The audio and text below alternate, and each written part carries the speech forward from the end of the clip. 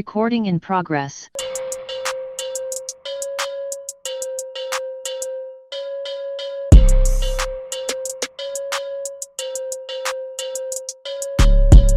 Let's break this down for a second real quick, because people looking at home, people listening at home, they don't know this, but normally it's Evan and Trey together, and I am in Atlanta recording, right? Well, Evan, Trey, and Reading, but this time it is Evan and Mitch in Canton, Ohio. No, it isn't. It isn't. It is Trey and Mitch in Canton, Ohio. Oh, did I say Evan and You Mitch? said Evan and Mitch.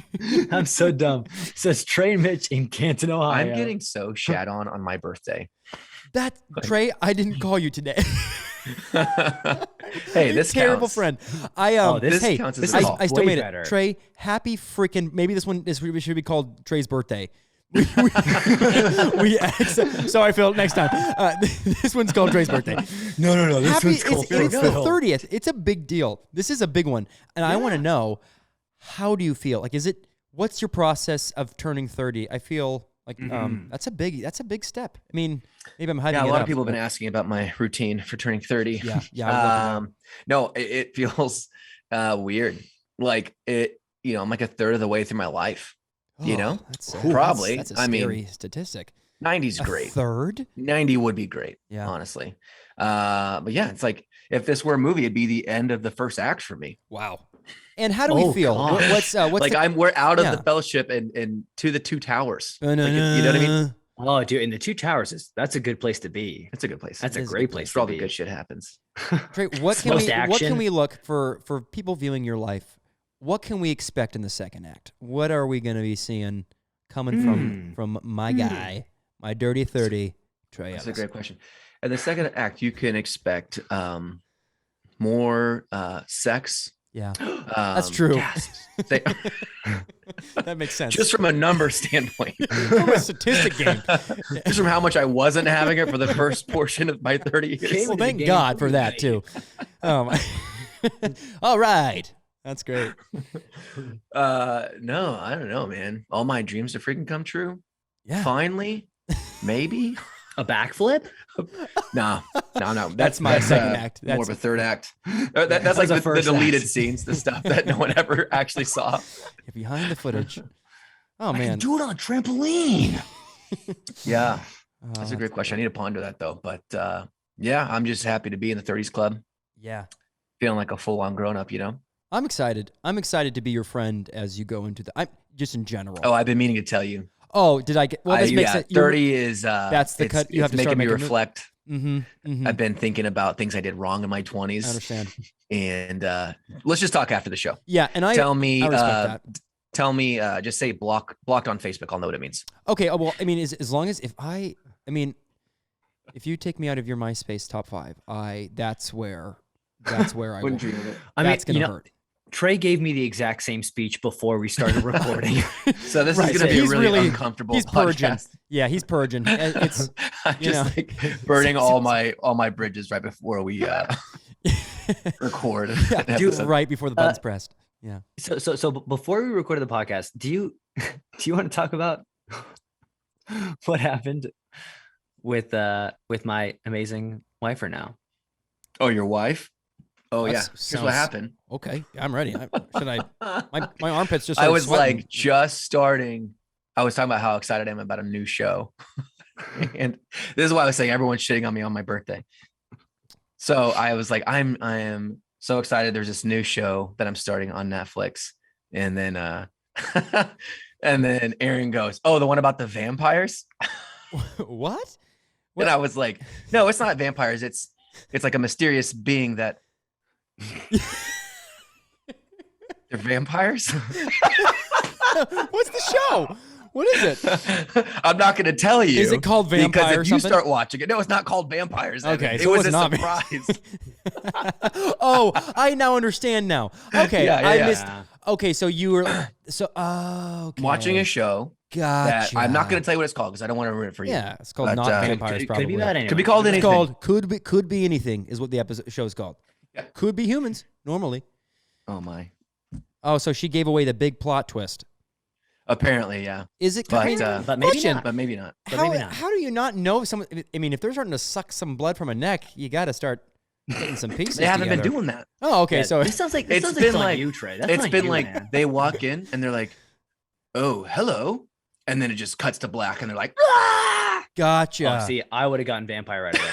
So, but you're thinking they could be like a serial killer type Right. thing. You don't really know Yeah. what kind of killer they are. Oh, No. that's well, No, yeah. So family, So and right? then and then I was like, "Oh, okay, cool." And then literally Gabby's mom walks in. She's like, "Happy birthday." Oh man. It's been nothing short of incredible. Yeah. And then, this is even better. So right before that, Mitch's mom, also my wife's mom, for people who don't know, comes back from Target. And there's 4 of us there. It's me, Mitch, Aaron, Gabby. It's only one of our birthdays. Okay. It's my birthday. It's your birthday. And she walks in and she's like, "Gabby, I got you a fanny pack and some cute sunglasses. Aaron, I got you." What did Aaron get? Some sort of, I think she also got sunglasses. And then she's like, "Mitch, I got you these sweatpants." And then she's like, "Great. All right. Good night." That's everyone, I guess. Do And then up the Mitch is like, stairs. "I don't even want these sweatpants. I'm not doing sweatpants this year," or whatever. And No then sweatpants. You get the gift on the birthday 2022. and you're ungrateful for it. Gosh, these aren't even the ones I wanted. Really? Sweatpants, Mom. So and then People are- my show got spoiled. And then Mitch said that he's live streaming with Evan. And then we yeah, you did. And then we decided to name the episode after Phil. After Phil. yeah, exactly. Like if today's dedicated His to 30th anything, it's to birthday. Phil. Gosh dang it. The Well- mother hen Phil. Oh my gosh. Just the forgotten son over here. You know what? That's happened. My dad has a very sad story where there was a Christmas morning where all of his brothers and sisters started opening presents, and then he's like just kind of sitting there, and then Oh, no. and Christmas comes and Christmas goes, and they're like, "Eric, where's your presents?" He's like, "It's a great question. I didn't have any." And they're like, "Oh, okay." And that's is the saddest story I've ever heard. Wait, Christmas. That's how did it? that happen? That happened. You know, dude, Wait, how many siblings does he have? He's the youngest of, I want to say, that's a good, I should know this off the top of my head right away. That's not something I should be stuttering over. My aunts and uncles are like, does he it's know? relatives. Does he know? It was 5, 6. It kind of fluctuated with some deaths. Sure. So As it does. normal. Super sad. One day you got 4 uncles, one day you got 5. I mean, yeah, Well, what you I gonna don't do? know how it goes. He's getting fewer and fewer siblings every year. There was a time when I went to, we have a pretty big family, lots of cousins. There was a time I went to Barnes & Noble, and my cousin was working the bookstore. She was quite a bit older than me, though. Like, there was probably like I want to say 15-year age gap. That might be too big. But I remember, like, I'm in the store, and I'm, like, with my friends, and I'm, like, make eye contact with her, and I'm, like, I go to my friend, I'm like, "I'm pretty sure that's my cousin." But I wasn't confident enough. So I think I bought a book from her, and she's like, and I'm like, "Thank you." Thank you, cousin. Thank you. I appreciate mean, you the proper amount Hi. for whatever our If relationship you are an is. employee, you are a great one. And if you are my cousin, I don't know you well enough, apparently. You're like, "Love you." She's Love like, you. "What?" Like, I mean, you know, Big, great book. God Love the- loves you in lo- Christ. Everyone. Everyone's in Love love. the books you sell. Oh, cool. But I mean, okay. Let's be real. 15 years. That's a. It might be That's a that's sizable steep. gap. It might be like 8. It Okay, might well, be. that's. I think that's way better. I kind of. In that case, you're just a douche cousin. Absolutely. No, I was and the thing is, I No knew it doubt was about I it. knew it was my cousin. I just wasn't. I was just so in those situations where you really start doubting yourself. You're like, "No, I know I'm right, but what if I'm wrong?" So I've family, only man. ever thought I was wrong. I've never been in a situation where I'm like, no, I'm right. I'm confident. Yeah. Never once. Cousin. Hey, cousin. Just trying No, to- you know, I don't like to be in those situations that I know I'm right, because then I start gambling stuff. Oh, Go on. yeah. I'm dead. Like if I know I'm right and people doubt me, I'll be like, okay, I bet $20. I bet $20. Wait, I'm I think right. Wait, you did lose a actually bet too the start other day. gambling. When I mean- last time you were in Reading. Probably because I can't remember what that was. dude, if I know I'm 100% right, I'll be like, okay, time to get some money. No way. I did it with my father-in-law once. We were With- moving and he thought this thing wouldn't fit. he was like, it's not gonna fit. And I was like, I bet you $5 it will. And he never gave me that $5. That's a great. Come on, Randy. That's a great trait. Are you kidding me? When you're so confident, like it's like, well, I might as well make money off this.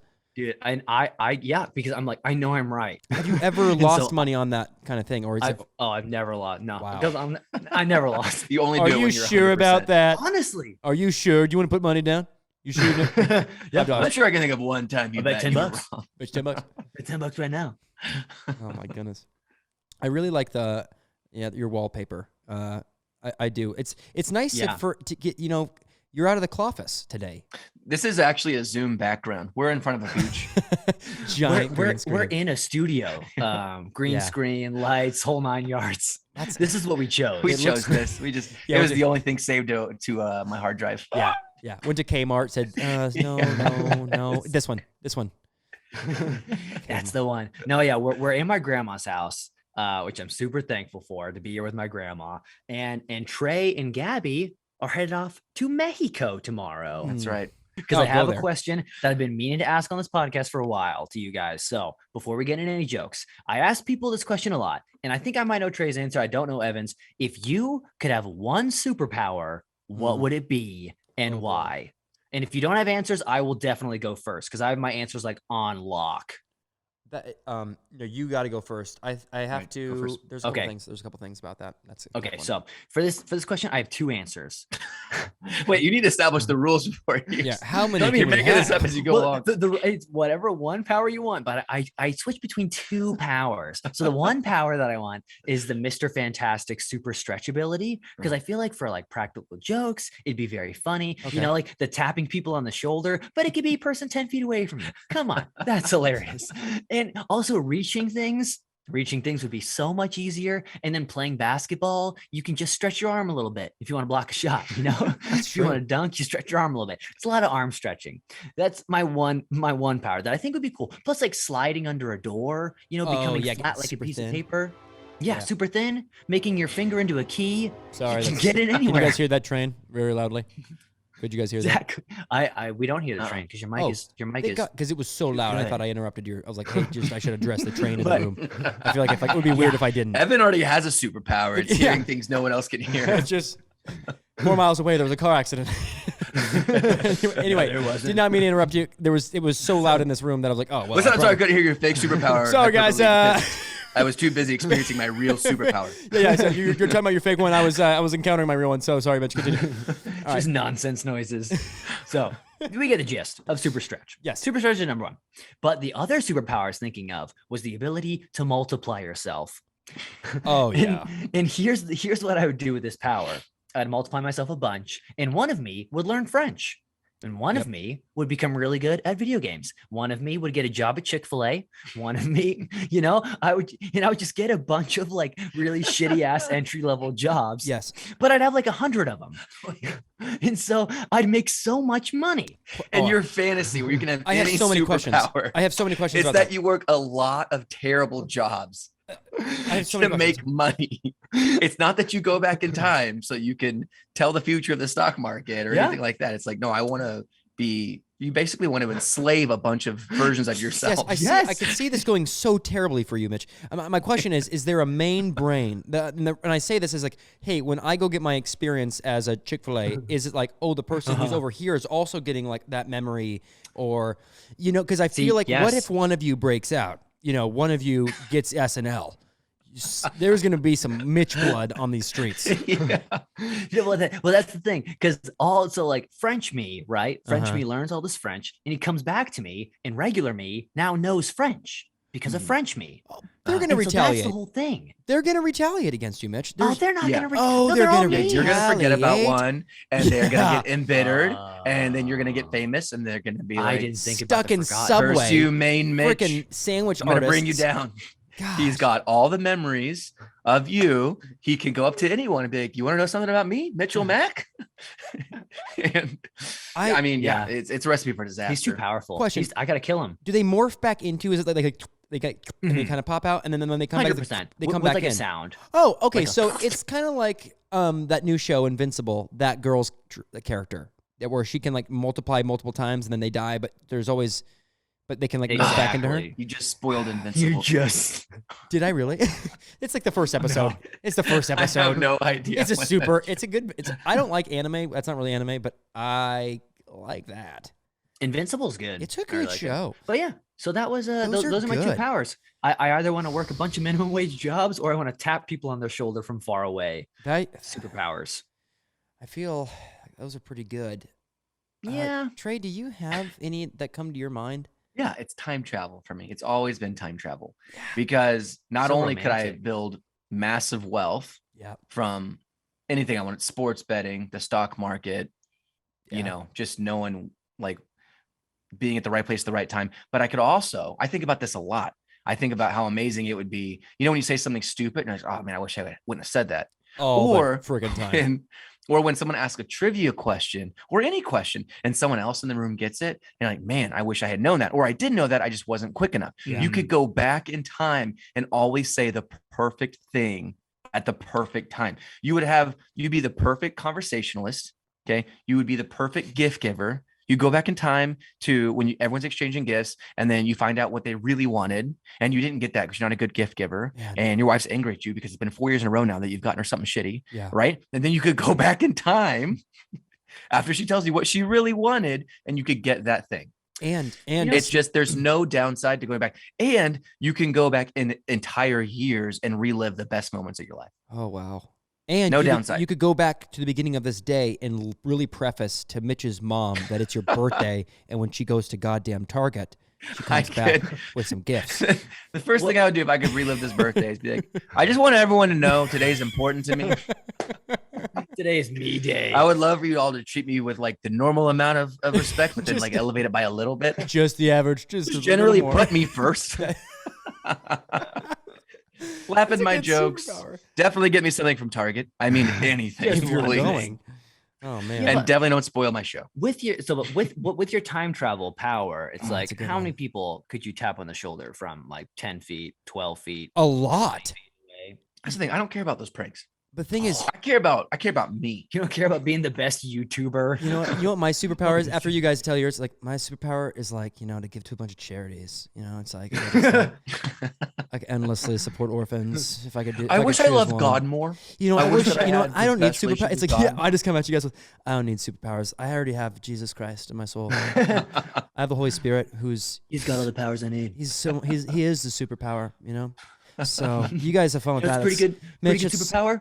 Omniscience. And then just condescendingly, like, Mitch, it's so cool that you want to stretch, man, but like, how about stretching? Who really stretches me? The word. My faith. The word.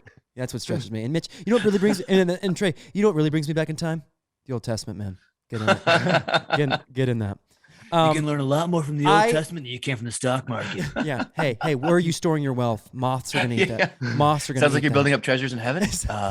So can you time travel to heaven with the Holy Spirit? I didn't think you could. I don't get this. What's your end goal? Okay. The thing is, I very much agree with time. I think that is my fantasy. I'm making sure the camera's okay. Cool.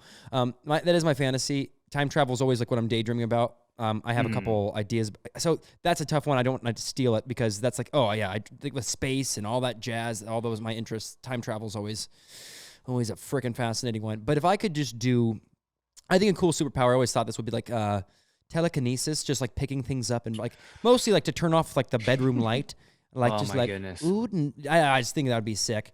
That's it. That's all I've got for superpowers. I think. Yeah, I don't. So I mean, you can't go wrong. Here's the deal with telekinesis. Here's the deal. If I was to choose a superpower, when I listen to your superpower, Trey, I worry because you are too powerful. You are too strong. They can't finish. So I know this sounds crazy, but the movie About Time, the only way he can like utilize his power is by going into a closet and like closing his eyes and like and dream. Like there's got to be a limit. It's the way you limit your travel, and it's only back to when you lived. So there's a cap because Trey, you're too powerful. Like that's thanks, man. Appreciate that. And that's for your birthday. That's my birthday card to you. Is you're too powerful. Yeah, I think telekinesis. I think I would because it would just be enough to impress people, but they'd get tired of it over time. They'd be like, oh, okay, cool. You can pick up a pop can from 5 feet. Cool. Well, that's the thing. Yeah, eventually it just become like regular. Yeah. Okay, here's a weird thought that I have. I want you to imagine a world where everyone is born with just one arm. Okay. Yep. Hear me Easy. out. Hear me out. Everyone's born with just one arm. Everything we have is made for people with one arm because everyone has one arm. Totally. And then it'd be like, man, would you imagine having two arms? Like, no, I don't know what I would do with two arms. That'd be too many arms. Like I couldn't control that many arms. You know, I think about that with the thought of having four arms. Did this I'm idea, like, that's too many arms. Did this idea There's come no to way. you like after watching Soul Surfer? Is like what sparked that idea? Oh, Bethany Hamilton a little bit. I don't know what sparked that idea. Just I guess my genius mind. Because I think Well, there's that show called See, where everyone's born blind for like hundreds of years. and then kids start getting born that can see. It's a fun And they're like concept. basically hunted as like witch doctors or witches. I mean, okay, question. They're I mean, witch okay, doctors. I haven't seen the show, but They're witches how with a hard PhD. can it be to outrun blind people? Doesn't Dude, sound that's why that that hard. show is so frustrating. is sound because like too the blind hard. people are way too powerful. Like, They I drag watched. their sword on the ground. Like They're like, using no, like you don't know where they are because you're they're clicking dragging your off of sword on the ground. walls. Jason Momoa. I watched a video about blind people walking, and they use clicks to feel like where the reverbs are coming from to Dude, build that'd be a. so cool. I'm like, wow. I mean, the only downside is that you're walking around clucking like a chicken, but pretty freaking But cool. for a legit reason, for a cool reason. Yeah, you it's like, know? I am telepath. You know, in my mind, painting an image based off of the reverb like a bat. It's pretty Yeah. cool. It's like sonar. You're freaking Daredevil. Yeah, Does exactly. he do that? Yeah, I've that's what never seen that's it. Does he Daredevil's whole click- thing. is yeah, Did blind. you just spoil Daredevil for me? Because that's queued up in my Netflix. You got to be kidding me. Does he? You know what? He I need doesn't everyone click, to stop though. talking to me right now. He doesn't click in the show though. No Does more he? TV show talk. Does he click in the show? He doesn't go. No, he doesn't click. He Oh, doesn't okay. click in the show. Well, Okay. so that's what I'm talking about. Can you imagine the show? Yes, he's I'll just- still watch it then. You haven't spoiled it completely. I'll give you that one. Let me guess, he's a vampire. Yeah, yeah, he is. Ladies and gentlemen, let's get into some material, huh? I will be very honest. Don't have any material this week. And actually, I'm going to be even more honest with you guys. This week I was kind of realized how tired I was from doing a lot of open mics and Yeah. stand up and stuff. So I kind of just like shut it off for a week. Good. I didn't do any mics. Wow. I didn't do any material. I just kind of was just like I was a bit of a numbnuts, but it felt really nice. Hey, So I have Hey. like two observations that I made on the airplane, but we'll throw those in somewhere later. So Evan, Trey, which one of you want to take the joke section away? I have a. It's so short that I'm down to jump in. I'm down. Oh, if I do this, Let's does that- freaking do it, man. if I do this, this doesn't affect you guys, right? Like this, if I go to my computer screen. Okay. Nope. Okay. Great. No, great, we don't great. see the boobs you're looking at. Well, that word is so funny. That word will never not get me. Just everything about that word. Okay. All right. So the concept of this joke is, well, I would love to write a little bit around the concept of victimhood and just like make fun of victimhood, but not in like, not like, hey, you've had something really terrible happen to you. Ha! Good start. But just mostly You're gonna like, go after victims? yeah, because kick them when they're down. No I way think that it's, goes terribly Yeah. wrong. they say punch up, I say punch cripple, and we're gonna cut that part out. But I don't say those things. I don't believe in punching down. The thing I want to attack is like is so terrible. It's so dark. Okay. All right. Okay. But the mindset of victimhood, the mindset of like I see it a lot in our culture, and the thing I want to blame, we'll get to. I'm just gonna read what I have written almost verbatim, and then we can dissect it. So one of my favorite. So this is referencing back when I was in film school. So many. One of my favorite things was to watch the white boys like myself, the white men, like try to find a hardship in life to validate why they should pursue their creative endeavor, or why their creative endeavor should be made, or why they're short. Like, what's they're trying to find something that validates the film. Well, I was a middle child who, my dog died when it's just that everybody's trying to find something sad to validate the creation of their thing. So that's where we jump in. So one of my favorite things was to watch someone share why their life is so hard to validate themselves within their creative endeavors. Like, and then the question that was always asked in that school was, why should your story be told? And you literally would see people just like, oh God, like they just get like, oh. And if you're black, you have your story's ready to be told. It's ready to go. It's like not even a question. It's if you're any sort of a person of color, you are ready to go. But all the white, I say this to be like, if you're white, we've had it really easy. But it's just like in those moments, we're just like, yeah, why? Because I thought it was funny was one of the reasons. I thought it was just a funny joke to write about. But I said I wrote one throng. I think that was supposed to say thing. I said one thing that pissed me off is that it felt like a victim off, like we were all competing for a chance to be on Extreme Makeover Home Edition. And don't get me wrong. I loved yelling, "Move that bus," just like any full-blooded American. But really, in hindsight, that show is kind of messed up. With knowing what I know about TV, those shows have thousands of applications, and they can't choose everyone. So, which means those producers played God many a time, and someone's mom who was dying of cancer just wasn't sick enough for that new kitchen. And that show taught us, that being a victim can really pay off, because it did. And I remember, watching that show and watching how cool and customized their rooms were, and thinking, man, if one of us could just, have cancer, or just like we have 6 family members, who's going to take the bullet? Like, just what, can we have a house fire too? Like just those things that kind of condition our brain to think, hey, if I am a victim, I get cool things. And that joke, I would like to transition into telling more things that feed into that mindset, playing off of it.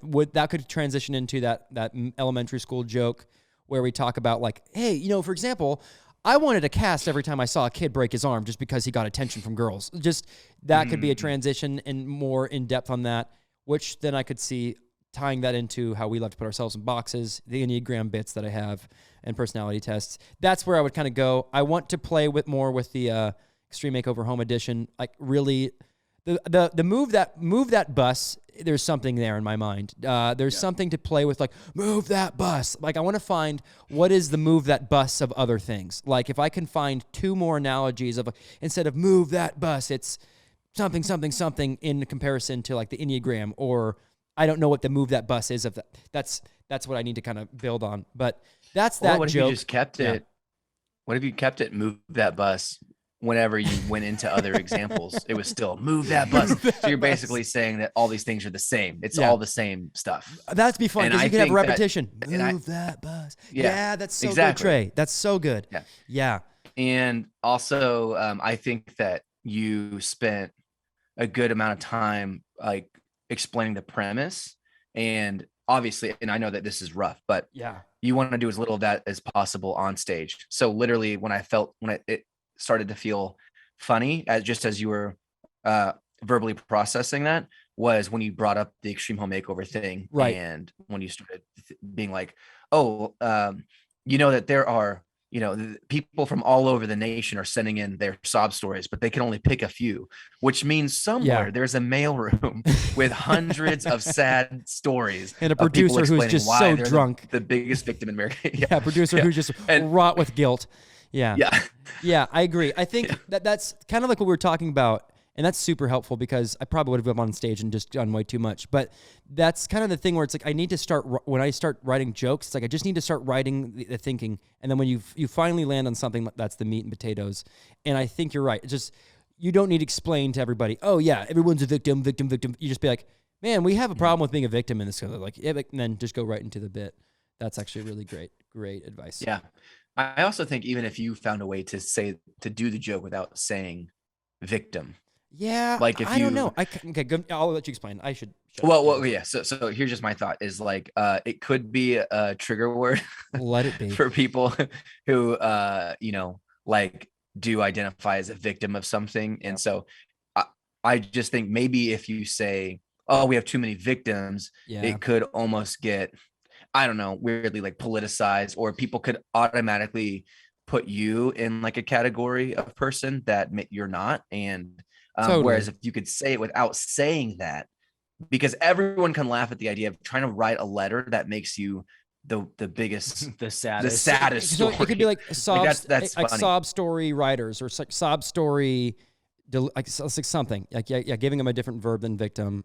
The thing is, the thing that I want to attack, and maybe I agree with that, because you can be misunderstood pretty easily, especially on the internet and or in stand up, whatever. But yeah, I guess you're right. That is a interesting word, but the victim mindset is something I don't like and I don't agree with. I think it completely disables you from living. So it's actually, there is like a real thing that I believe to, because even, this is my actual deeper take on it, even if you have been wronged and you have had terrible things happen to you and life has been just sucked, you staying in that position that it puts you in to be a victim is not going to help you. It's actually going to fulfill the thing that it tried to do. It's actually you choosing a mindset of victory, and so it's like it is actually something I'm very like, I'm passionate about, because it sucks to see people stuck in something that they don't need to be stuck in, but you need people around them encouraging them. And I understand in the world that we live in, like systems that have been put in place to put people in terrible positions. So I get that. And but you're right. I think there's probably a funnier way to say victim than victim, like sob story milkers, or I don't know. It's like people who are using their Well, I'll give an example. So the joke I've been telling recently about like wanting to shave my hair and not wanting to look like a white supremacist, I realized like when I do that joke, I need to not say white supremacist, and I need to because I did it the other night at this place called Laughing Skull in Atlanta, and a lot of people just like went blank, like it wasn't a good reaction, and like I never want the reaction. It's like like totally. So so yeah, I feel what Trey's saying on that one. That's because like victimhood is definitely like that can be a touchy subject. So yeah, if there's a way that you can beat around it, and like especially when you're talking about like the white guy thing, like white guys you can make fun of white guys as much as you want. That's the beauty of absolutely you can. Yes. And but I because there is like we're saying, I like the analogies, I like all that stuff, but I would just be cautious of the intro of it, because, and I also think it's like the thing I was talking about with recycling, it's like I really care about the environment, but also I have to realize, like, am I writing this joke to get my point across, or am I writing this joke to make people laugh? And I think some comedians would be like, well, you want to write the joke to get your point across. Yeah. But for me, I'm like, well, I want to write a joke to make people laugh. And so I think you just got to make that decision of like, what's the intent behind this? I would say usually whenever in anything I'm really doing, for the most part, I agree that you should choose laugh. I kind of find myself being more like, if we can make people think a little bit, I'm down for that. I'm down for material that's like, that was uncomfortable for me, but I'm thinking, I'm not scared to say things that will make people uncomfortable. Probably should be on some of the things I say, 100%. But that's why we have you guys and we check this stuff. But that's why we have Phil. That's why Phil cuts things out. But yeah, because some of my favorite comedians, like they say stuff with no reserve, and I respect it. Yeah. But there is wise ways to go about it. Wise ways to go about things, for sure. That's the joke. That's the bit. That was a good conversation. I freaking really enjoyed that. That was a good one. Cool. Yeah. And I definitely wouldn't say, like, I would never tell you, don't say the real message. Just do whatever people are going to like. Like, obviously you want to have your unique perspective and everything into your comedy, because that's what makes it your comedy. It's just, I'm wondering if there are creative ways to present the joke and the premise that keeps people's guards down. Yeah. Because in times where I've experienced my opinion or just my thinking being influenced by someone, it's because my guard's down first. So like if I go watch something that's very, let's take political rhetoric, for example. If I go on and I see the logo on the bottom of the screen and I know like what network they work for or whatever, I'm immediately gonna have my guard up. I'm immediately gonna be, well, I probably don't agree with what they're saying. And they're probably trying to change my mind, and I don't want to have my mind changed. And so everything they say, I'm just like I'm instantly countering it with defense, right? But when I heard Jim Jeffries, talk about like gun control or something. Mm-hmm. But he didn't do it in like a preachy way. He was talking about it and like obviously a funny way. And he was doing it after he had already really gotten my guard down. I wasn't like worried about like what's he trying to say politically. It was like he was just making jokes, and then he brought up something that to him was a real human issue. And then when he went through the material, it actually did make me think, and it actually did challenge. It's just a matter of when you deliver it. So. Yeah. That's like, it's actually a super good point. You see that a lot. And I think, yeah, exactly. So you could tell a joke, pitch ideas like the Enneagram, the this, the that, the this, the that, and then be like, then bring it up with a different name of what it is. And then people are like, oh, you gave, it's like giving your examples before giving the title. I kind of like that idea. That's cool. Sweet. Yeah. But no, there's definitely something there. I love the idea of the somewhere the sad room. Yeah, there's a room full of sad letters. That's a great idea of just these producers being, oh, not sad enough. Because there's so many jokes there. There's the producer who gets to pick which ones are sad enough to be on TV, and then there's also you as a kid being like, saying like maybe you were trying to sabotage your family or something, so that you could have a cool room. That's fun. That's actually like, it's like, I'll never forget when I took a bat to my sister's knee to. I'm gonna have that Calvin above ground pool. What can I say? I'm gonna have that Calvin and Hobbes theme room. I'm gonna do it. I will do whatever it takes. And then after all that, you still get passed over. Yeah. Like imagine like you destroy your whole family to build. It's like, this is for a better house. Yeah, that's a fun premise. Destroying your whole family. Yeah. I'm gonna write that down. Destroying your family for a better house. Yeah, because that's like cost you like $30,000 in medical bills. We didn't even get the damn move that fast. That's because that's more fun. That could be like a fake scenario, and we all know how much I love fake scenarios. Yeah. I prefer them. The way your mind works with those things is so fun. That's awesome. Dude, that's it. I think actually that last little bit, the destroying your family, I think is the whole bit that I'd want to develop. Like, really quickly mention the room, like there's producers, like give them an understanding of that, but then going directly into I'll never forget summer of 2008 when I decided, whatever it is. It could be more like hypothetical. But yeah, that's awesome. Sweet, guys. Awesome. Trey, do you have some jokes? There you go. I've got a couple things. Cool. And they're both very skeletal. They came from just a question, and so I would love to hear you guys' thoughts on these. But one, I was thinking about Henchmen, and I was watching a movie, and the main villain, like someone walks into the room, and the villain snaps, and then all the henchmen leave. And then I was like, who taught them to do that?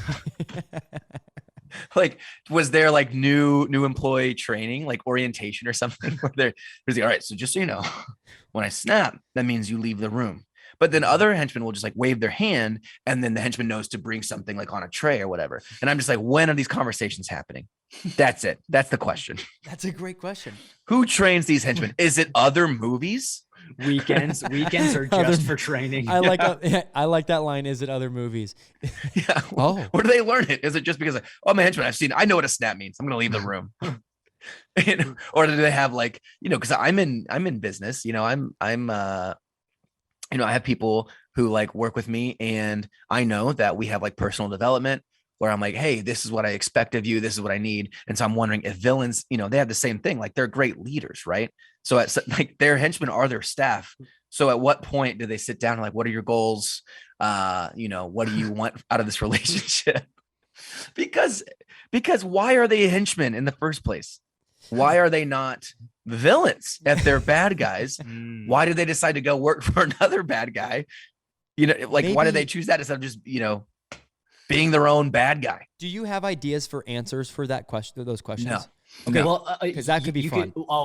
Do you have an answer? Mostly just like, like a work recruiting office, like a guy who's trying to get he just doesn't have enough experience on his resume yet. And they're like, well, this guy, he does need some henchmen. Yeah. My dad was a henchman for a while. He kind of gave, just like talking about like the guy who's been a henchman forever. Yeah, man. Like, I've just been, they get stuck in it. Answering those questions, answering some of those questions you have could be a very fun, because as an audience member, that's what I want to see. I want to what's the answers? The thing I was thinking of was like, henchmen should be viewed as like a minimum wage job. Yeah. And like the real conversations that we have with minimum wage jobs, like, should a McDonald's employee be able to put food on the table for their family? Like, that should be a question you're asking these henchmen. Yeah. I feel like that could be a fun. Like, how much do you think henchmen should get paid? Yeah. What's fair? Do They they get start benefits? a workers union. Yeah, a henchman's union. Henchman Yes. union. A union. That's great. No more snaps. Like, no I need to more take a snap. No. It's like, I need to take a smoke break, and I dare you to tell me no. Yeah, how they protest is when he snaps, they just stay. They just stay Yeah. there.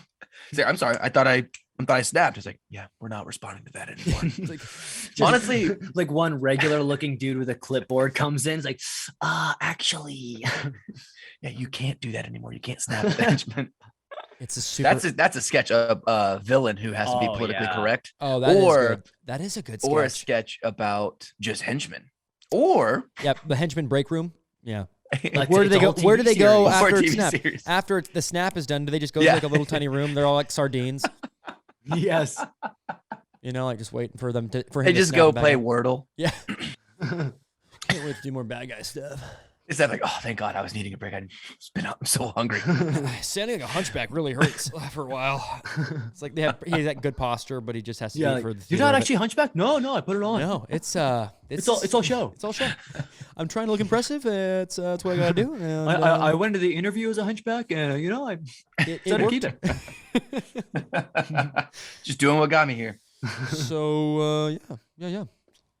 That's fun. That is a funny. And also, that's a funny henchman's a concept. fun word. Henchman. It is. That's where I'm Yeah. curious. Where does the term come from? What is hench? What is a hench? What the hell's a hench? Well, If Phil was here, we'd have him look it up. the thing I like about RIP. this bit is that this literally could be just that one question of like, how much should henchmen be paid?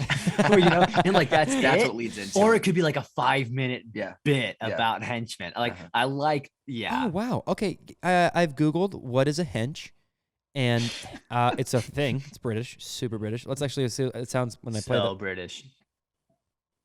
Hench. Okay, well that's exactly what it sounds like. I don't know why I thought the British version was gonna be like. Were you expecting You something needed else? someone to Hench. read it for I don't you. know. I don't know. For some reason, there's no way that could be British. I'm upset. It says strong, fit, and having well-developed muscles. So let's talk about the Hunchback of Notre Dame. No, we're not the Hunchback. Really? What's his name from the Frankenstein? Quasimodo. Hardly a henchman. More like a crooked man. I don't think Wait, he was wait, ever supposed wait, to are we be. talking Oh, about was the he same not? thing? Not No. Quasimodo. I mixed up. I said Hunchback of Notre Dame. I meant Frankenstein? Frankenstein and not Quasimodo, the assistant in Frankenstein. Mixed up two things there. Oh yeah, they're like the yes, my Yeah, what's his master, name? Like that guy. He is not. He's a henchman, but he doesn't fit that Dude, description. let's go back at to all. you. Let's not overlook you body shaming Quasimodo. Yeah, bro. I didn't body shame him. I'm just talking about how he is not. He's not strong, fit, and having well-developed muscles. That's for sure. That's crazy that's what hench means. I feel like that should be a term we should start now. Like, bro, you're looking Absolutely. hench. Bro, I'm Bro, looking. you're for so hench today. hench. You're looking Oh, hench right now. Shoot, that's good. Yeah, dude, I've been on my Peloton, getting my legs all hench-like. Yeah, hitting the chest a lot more. I just want to be a little more henchy. just getting henched up. Hench press, dude. I'm getting my hench press going on. So dumb. That is a good word. We need to bring hench into this, Hench dude. boy summer. Hench boy summer. Dude, normalize hench. Normalize hench. Hashtag Normalize hench. being a henchman. Question: is hench the male version of wench? Now I know that sounds terrible. I know that sounds terrible. But I am going to define wench now. Nope. So what if wench is this like is terrible. feeble-bodied? The definition for wench, literally, this is so bad, is just a girl or young woman. Oh my or a gosh. prostitute. I like, Oh my I like that gosh. range. A girl or young woman could be a prostitute. That's so offensive. It's a girl, a prostitute. Hench means well-developed, strong, and wench means woman, just a woman, or a prostitute. That's I like how terrible. the dictionary essentially says that woman and prostitute are I like know, big literally. hand We in could hand. cancel the dictionary. That sounds crazy, We but in should. today's modern age, we Cancel could cancel. Oxford. Honestly, We're coming for you. Who is Merriam-Webster?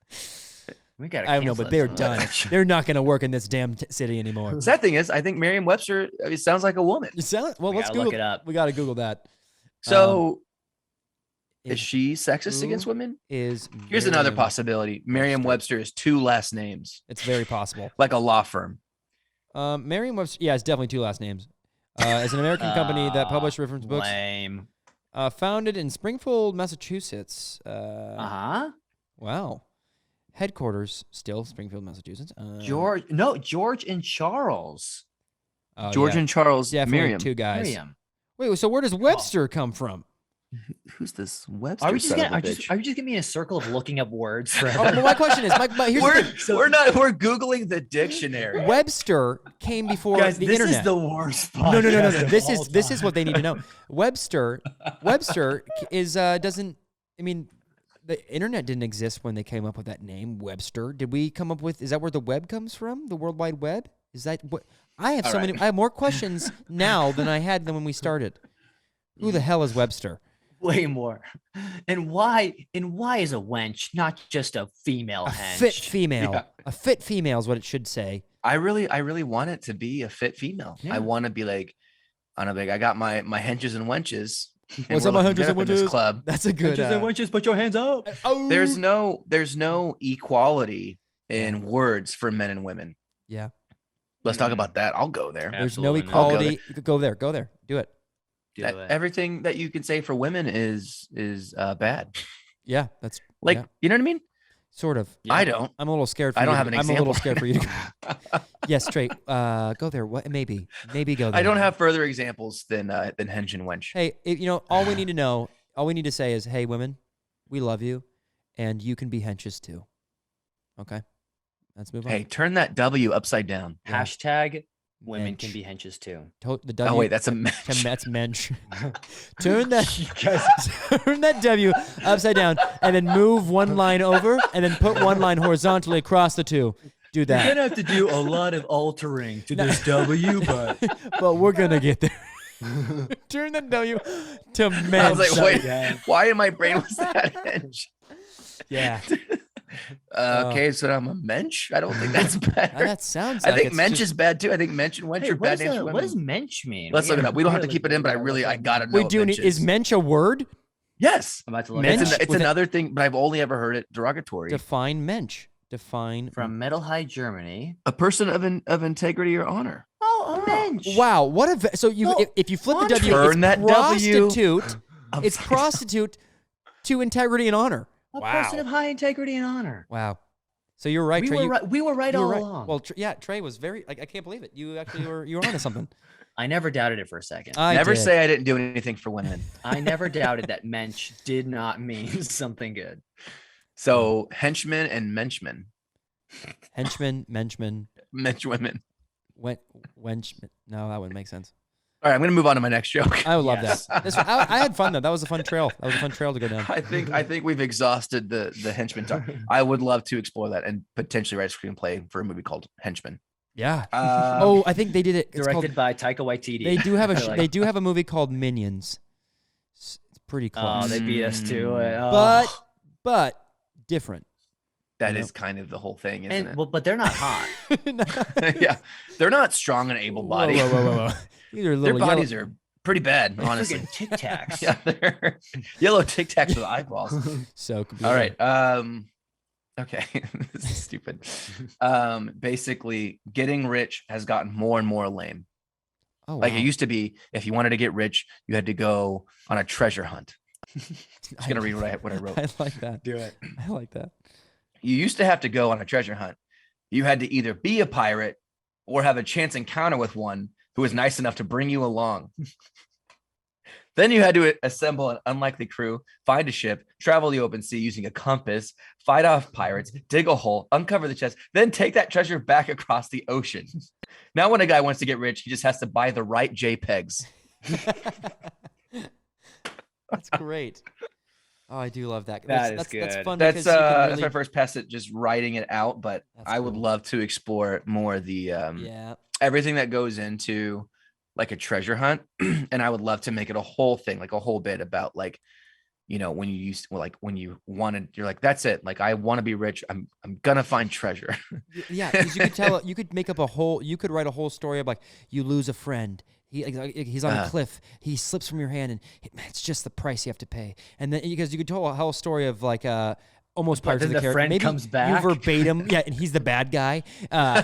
Just like, oh my gosh, you have to kill your best friend, but it's okay because he's cursed, so he's alive forever. But yeah, you just tell Pirates of the Caribbean story verbatim. Oh my goodness, that would be hilarious. Pretty sure that's Pirates of the Caribbean. But I think that's doing a really long story of the treasure hunt would be fun. I also think other ways that it's like, or you tell that whole thing, you make. Or you had to, and then you go into a whole other one of you sail across the ocean, you find new land, you find oil, you tell a rumor, no one believes you. New land, well, you just go into a history lesson of finding a new country and claiming your stake, and then tell the whole story of America in a quick thing. But like just like extending more ways that you had to become rich. You have to commit genocide. Yeah, exactly. Commit genocide quickly.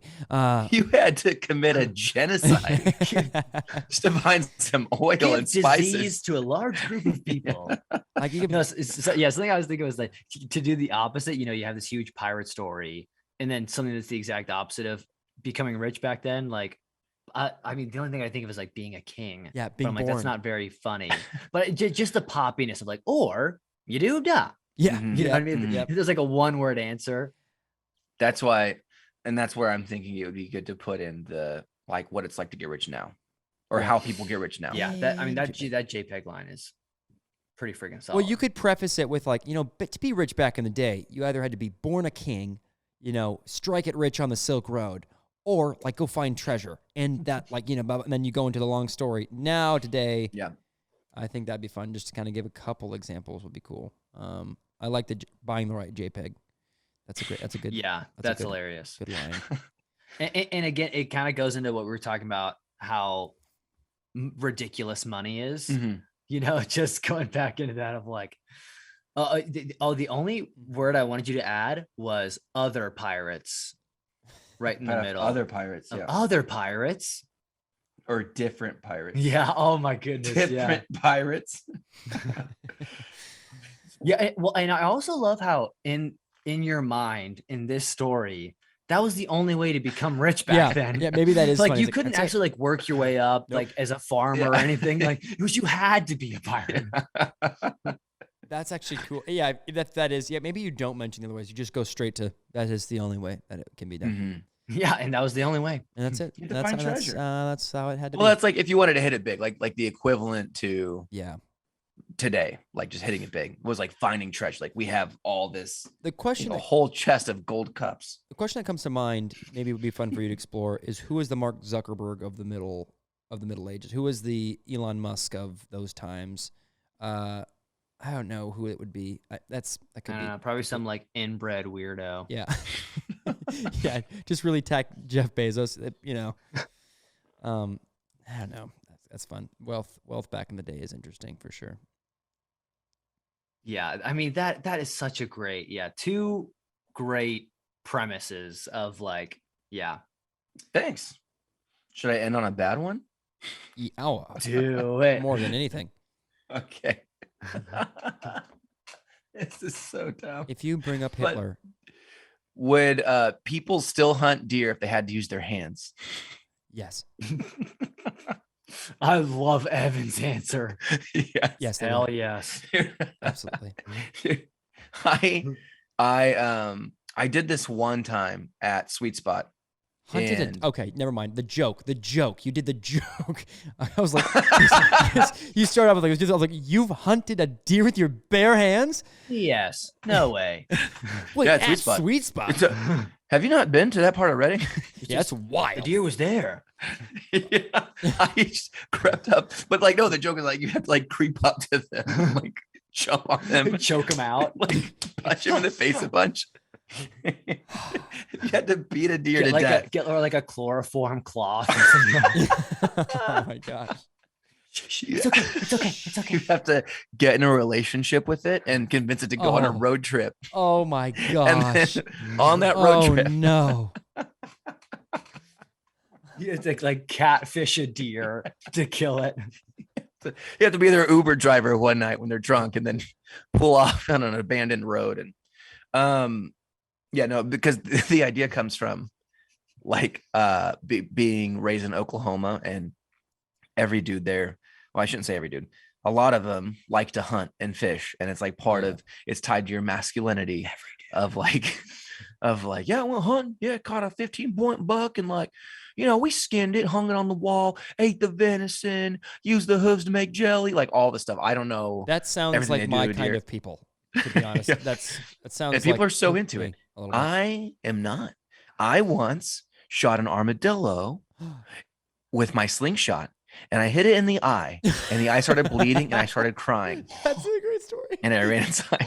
You got to put that in your bit. I shot an armadillo in the eye, and his eye started bleeding, and I felt so bad. And dude, armadillo is such an innocent little animal. Such an innocent animal.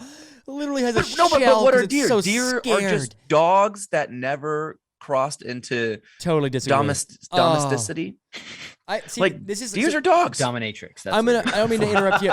This joke is like Mitch doing football to you. This like for football for you is like hunting to me. It's like Mitch. I'm like, not Mitch. Trey, don't you start talking? What's funny the about joke? What's the joke, Trey? It's food from a family in the freezer. So what? Yeah. So what about it? So what about what you just said? No. Do you know how good venison is for you? Have you ever eaten the meat? Yeah. No. No. Keep going. No. The funny thing is, I do love venison. Yeah. And I wish that I liked hunting deer, but I just care too much. I love animals so much. Everything looks like a dog to me. Mm-hmm. Yeah. Like deer to me, like when I see a baby deer, I'm like, that looks like my dog. And I'm like, especially your dog, it's about the same size. My dog is the same size as a deer. Yeah. So that makes more sense. But yeah, basically just talking about how I don't like. I tried to get into hunting. That's why my dad got me a slingshot. And I was like, I can hunt critters with this. And then I walked up to an armadillo. Point blank. I was like, I got him. This is true. But did you do it point blank? Yes. You just walked up to him. It wasn't like from far away. It was like a no. Oh my god, dude! Have you ever execution style? Yeah, it's extremely hard. Go far. Extremely hard to use. Yeah. I was like, I'm gonna do this. No, because it was literally because I need to. My uncle told me I needed to practice on critters. He's like, before I take you deer hunting, you need to kill some critters first. And so I was trying to prove my manhood to my uncle, who was a Marine, and he was so masculine and so manly. Like, man, I really want to go deer hunting. So I got the slingshot, and then I got a pocket full of rocks, as you do. And one day I saw an armadillo, and I walked up to it with my slingshot, and I was like, I can't believe how close I'm getting. This is amazing. Like, this is going to be a kill shot for sure. And then I pulled it as far back as I could. Oh my gosh. A foot from his face. Oh, as the armadillo was like, man, I can't wait to make a new friend today. I can tell this guy loves animals. Yeah. Surely he's not betraying who he really is just to prove some stupid point. and I did. Yeah. And so then I shot it, hit it straight in the head. Eyeball started bleeding. Oh, buddy. I started weeping. Yeah. Ran into my room. The armadillo took off. I'm sure it died. There's no way it survived that brain trauma, but goodness gracious. Hey, wild times in Oklahoma, man. Oh my gosh. Hey, statute of limitations, man. I can't go to jail for that. Hey, fair enough, man. Fair enough. You can't go to jail for that. Nope, not today. That is. And that's when I realized, I probably wouldn't enjoy doing this to a deer. I probably wouldn't want to shoot it in the face. Can we open up the conversation now? Is that cool if we about it? Yeah, I'd love to hear your perspective. I would love to, just because I would love to. I thought the same thing about hunting deer. I thought it was going to be super sad, and it is. If you as a hunter, if you think it's not sad when you kill it, I think you should actually go get checked. I think you should probably get checked for your brain waves and make sure you're not going to start serial killing people. But because it is sad. But then I've heard some really great arguments for hunting deer, and it's like the deer is going to die in the worst way ever. It's gonna get hit by a car and have a bunch of broken, its hind legs are broken. It's gonna get eaten by wolves. It's gonna get stuck in a barbed wire fence. A bullet is the fastest, most humane way for an animal like that to die. So it's like, well, that's an interesting point.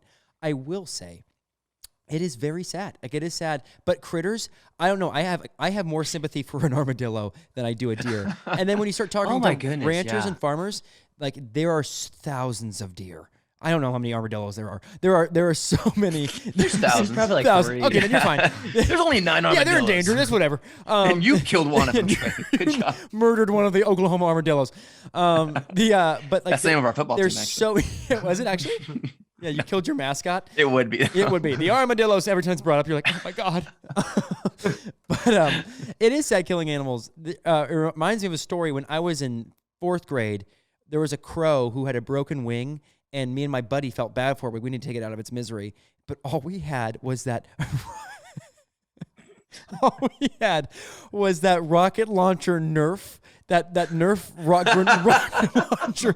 And in our minds, we're like, if we pressurize this thing enough, it's going to do it. We shot a crow 20 plus times point blank with this. And it was so mangled that we were like, okay, we got to just put it out of its misery. Then we got a shovel and started hitting it on the head, but we were too scared to hit it hard, so it didn't kill it. It didn't kill the crow. So this crow is like, and we're like, oh my gosh. We were like panicking because we're swearing, because we're trying to do this humanely. And so we dig a hole for the crow, and then we like bury the crow alive, and we're like... And then all of a sudden, hundreds of ants start crawling and go into our hole. And so we're like, oh my gosh, now that crow is being eaten alive by ants. And it was the saddest thing we never talked about. Dude, you were the misery. Just like, oh, shit. sorry, buddy. I love how you were like criticizing Trey for being like, you slung-shot an armadillo. Well, I think it sparked a core memory I'd forgotten about. I was like, oh my gosh, I tried to kill a crow with a Nerf gun. No, you didn't try to kill it. You tortured. Like, you should have been hired in Guantanamo Bay for what you did to that crow. I know that's what's so terrible. It was like, oh, we in our minds, like, well, we don't have anything. Like, what do we have? And we had honestly, I don't think there was any major malice towards that crow. We felt terrible. Oh my gosh, that just sparked so many. Dude, that is the saddest thing I've ever heard. Tortured a crow to put it out of its misery. But like, really genuinely, we were trying, and we like at the end of it, we should just get a shovel and hit it in its head, and we didn't have like the mental strength to do it. Okay, wait. How old were you at this age? I want to say we were young. 18? We were young elementary school kids. I mean, we had Nerf guns. We didn't have like any other thing to do it, so it was in his backyard. Hold on, but probably so your second grade. So young. I mean, that's pretty little. That's pretty little. Your first approach was to hit it with Nerf it to death. Hit it with a giant Nerf. It's Nerf for nothing, baby. It's Nerf for nothing. Thank you, Mitch. At least but it had like all the. It was one where you like, and you put a lot of pressure into it, and we just did it so many times until it was like that should do it. And I don't know, when you're a little kid, you're like, oh, ghosts are real. I love the idea. I can kill something with a Nerf gun. You know. Oh, the idea of you pumping it for like the 16th time, being like, "Oh yeah, no, don't worry. Okay, this should do it. Gonna get it." I put a lot of effort in this one. No, for sure. All right, well, just make sure you hit the head.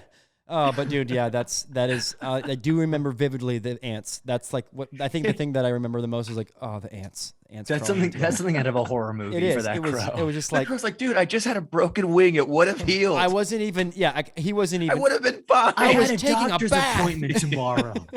That was just the X-rays came back positive. It was fine. I knew what I needed. I'm getting MRIs tomorrow. You're like, we gotta put it out of its misery. Get the shovel. I know enough about birds. This isn't gonna. You have to go to bed forever. Yeah, that's pretty sad, and that's probably. I think it's 100% illegal to kill a crow, but also same word that you used earlier. Starts with the S. But it never happened. This never happened. Mitch, what's your animal cruelty? Yeah, what animals have you killed? I'm trying to think of that. I think for me it was like it was just putting salt on slugs. I've never done that. What was that? It's big time. It's disgusting. It is. It's all it's cracked up to be. It's like you're a witch. It's like you're a witch casting a spell on this little snail. Because it's so disgusting. You see it like boil and bubble alive. Buddy. Yeah, it's pretty. I'm trying to think. Surely there's something else I did. Did you ever do magnifying glass on an anthill? Oh, no. Yeah. No, that's just a little sadistic. Fun. Firecrackers in the anthill. That's what we would do. We put firecrackers in the anthill. So bad. But just we blow them to smithereens. Yep. Well, dude, in where I am from in Oklahoma, like red ants, if they bite you, it hurts like the dickens. It's as bad as a bee sting. And so we always had, Ugh. and we had like a 10 acre property, and there were all these ant hills around it. Like we probably had like 5 ant hills scattered throughout our property. Okay. And so if you got too close, then they would crawl up your leg and bite you. And it was so painful. And so we had like personal vendettas. I still, to this day, I'm 30 now. Still do. I don't, Yeah.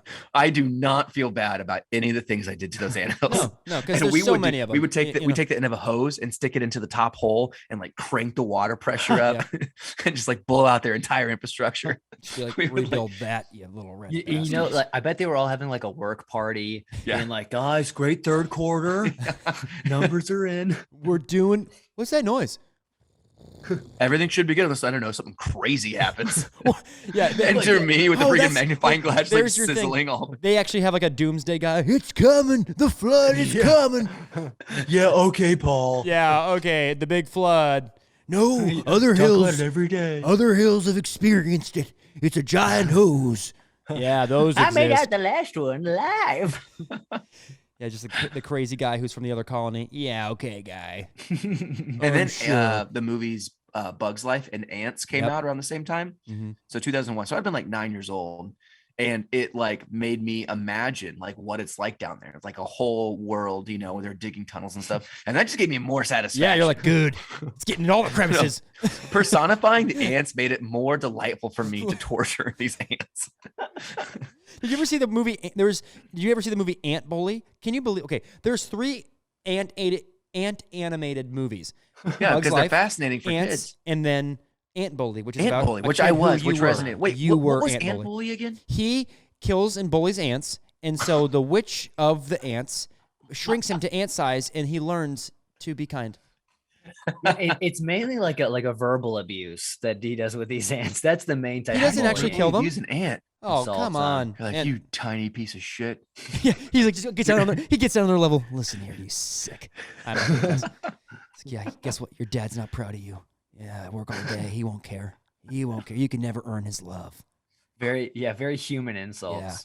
Your girlfriend told me I had a small penis. You never even made it first string basketball, did you? Yeah. I know that was your goal. They gave you the hustle award because you suck. Oh man. Oh dude, that's so good. Oh, that's next week. That's a joke. I think I performed my first stand-up, the most improved joke, and I haven't told it ever since that first stand-up bit. Really? And I think it went off really well the first time I ever did. It was. I don't think I ever heard that. It was just me winning. Well, you can go into it more, but I won the most improved JV football player of the year, and they spelled my name wrong on the plaque. And it's just, it's a great comparison to my brother, who was an all-state running back linebacker who won the state championship and had his name on a big trophy with it spelled correctly. And I got this little plaque. It's just That said Evan Pearson. Yeah, it said Evan Pearson spelled with Pearson wrong. It was like a PEA. I was like, cool. I'm the younger brother of this guy who you all know very well. You got his last name correct. You got his. So You, it was like a vendetta. I feel like, yeah, this is weird. I mean, I was JV, so it is my favorite possession. It is my favorite trophy I have. I can't remember if I brought that up on the podcast already. I feel like I talked about this recently, and I don't know why. Anyway, No, so. I mean, you haven't brought it up on the pod. You know, the pod is opening up some wounds. Clean slate. For He's like Evan today. remembering I'm like, animals I he tortured. killed a crow. I wasn't talented. Whoa. Yeah, just really. Hey, but this week has been good though. You guys are finding my can't take bad. that Yeah, from I'm you. finding my bad news on the podcast. My whole life apparently. My whole childhood is a sham. I'm a murderer of crows, so that's good. Oh gosh. Very smart, sentient birds. Yeah. Yeah. The ones that never forget anything. Never remember faces. That's why we had to kill him. Because like, if he tells his friends, "We're done. We're done," it was like a mafia type thing. It's like we gotta just pick you up at once. they all come. That is a terrifying movie. The Birds, the Alfred Hitchcock movie, the short story, The Birds, because they could do that if they wanted to one day. They could. They have the numbers, folks. They have a leg up on us for sure. I've seen a bird pick up a dog and start to carry it off. An eagle? Was it an eagle? Had to be. No, it was a. 'Twas an eagle. No, it was like a falcon or a hawk. I guess hawk would make more sense. Twas an eagle, wasn't it? It was huge. 'Twas an eagle. 'Twas an eagle. It was a hawk.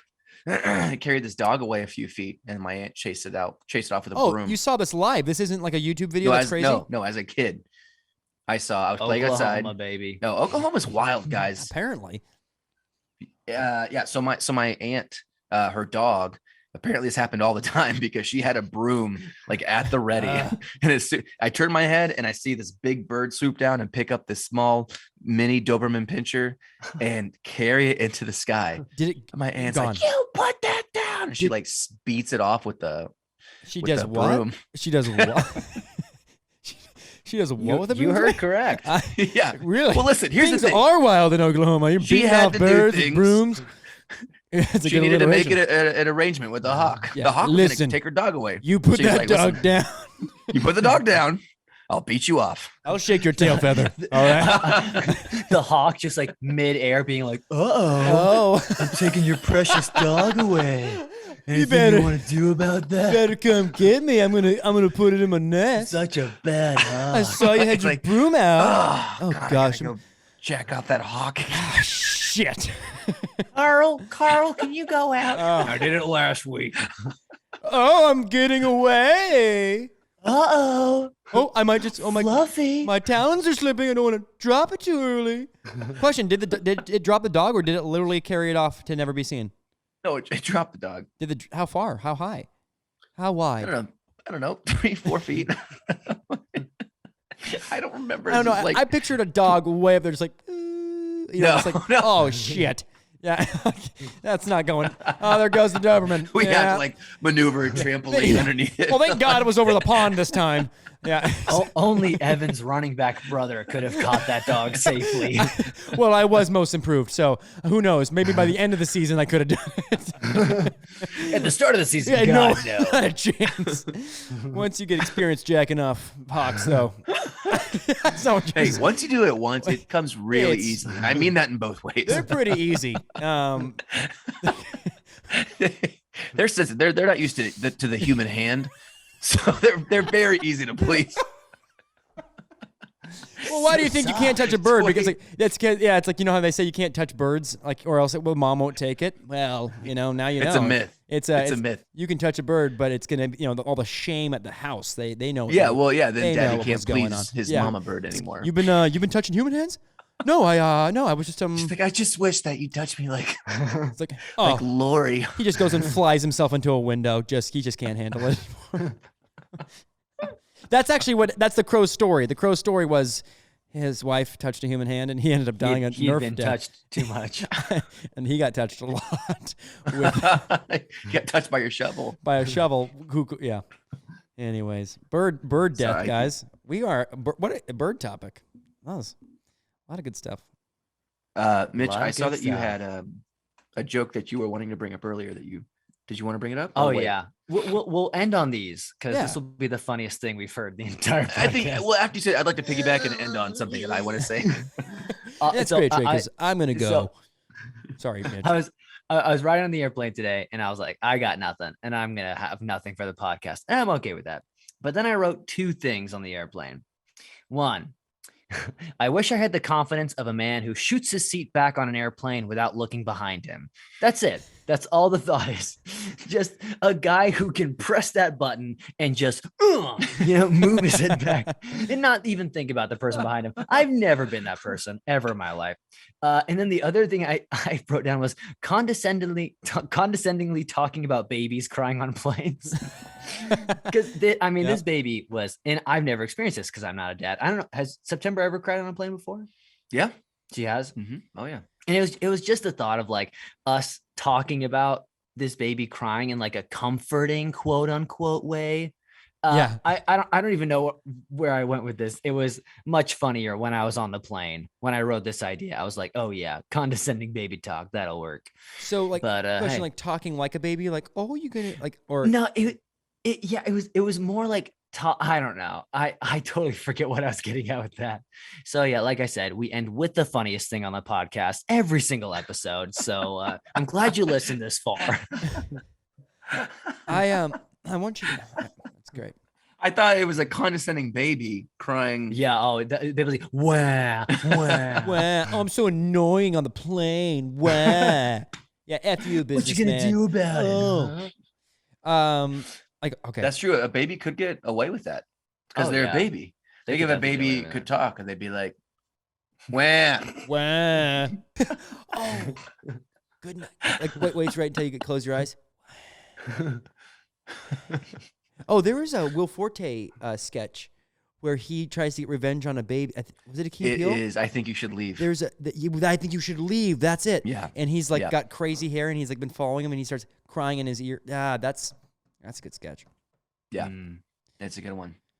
We'll end with talking about someone else's jokes. Yeah. So you know who has good jokes? perfect. Will Forte, man. Professionals. Love to get him on the pod. Professionals are good. If we could just get Will Forte, God. We'd be all set. that guy really knows how to tell a joke. No. How should we end this? We should. I feel like there's Mummy one more because we got time. We should end it by going around in a circle and saying your favorite thing about me. That's true because it's Oh, your you birthday. know what? I forgot again. Honestly, Oh my honestly, God. yeah. Let's freaking do that. I'm totally down for All right, that. Mitch, let's definitely you not start do us that. off. No, okay, we're doing it. Well, It's too we're Evan, committed. you go for it, and then I'll go for it. Trey, I freaking love your creativity. You're just, and also you're a damn good father and a damn good friend. You invite people in to do cool things, and you are a doer. You are not someone who says like, "I'd like to do this." You're someone who actually pursues it. And for myself as your friend, I owe so much to you for even pursuing even close to the things I've ever gone after, because you've invited me along. Like, and I probably can't actually express how much I owe to you in creative endeavors and all the help. And you're like, what's so cool, I'm just going to brag about Trey for a second. The other day I called him, I'm like, Trey, I need a Valentine's Day location. I got nothing. I just feel like you might have. Instantly, not even, there wasn't a single, yeah, okay. It was just, I was like, oh yeah, let's think about this. He instantly went to wanting to help. And then he offered his truck. He's like, oh, I'm not even using my truck. If you want to use my truck for like for the bed, you can totally use that. And I was like, man, that's a good friend. Just always willing to help. Trey, happy freaking dirty 30, man. I love you so much. Thanks, Yeah, bro. Love you of course, too, bro. Dude, I will, second everything Evan said, but then like for me personally, this last year and a half been working at Adventure Challenge, been an incredible job. I owe all of that to Trey because I'm super underqualified. And Trey was like, hey, do you want to write some emails? And I was like, I don't know. I don't think I'll be that good. And Trey was like, no, just do it. Just write some emails. And this job has been, absolutely amazing. And you're such a great brother-in-law. Like, I love hanging out with you all the time. Such a great friend, such a great co-worker. And then also, like, before Adventure Challenge, before any of that, like, you were putting on shows in Reading that I was going to, and it was like, yeah, you were giving me another place to do stand-up. And like, the first time I got paid to do stand-up was because of you and the shows that you guys did in Reading.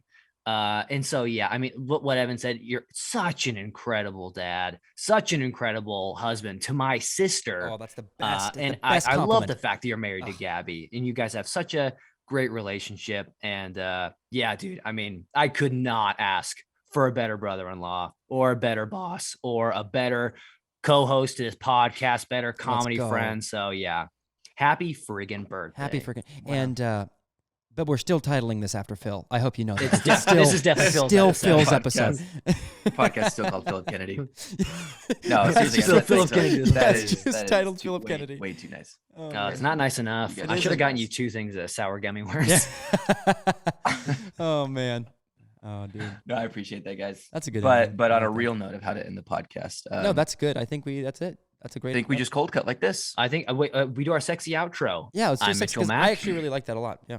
Oh, I'm damn it. sorry, I thought this was dude. gonna be so smooth. I really ruined it. All right, no, Evan, since you're on the other end, you start it. Okay. You start it. I like that. I'm Evan Pearson. I'm Mitchell Mack. I'm Trey Ellis. And thank you for listening to Unpaid Regulars.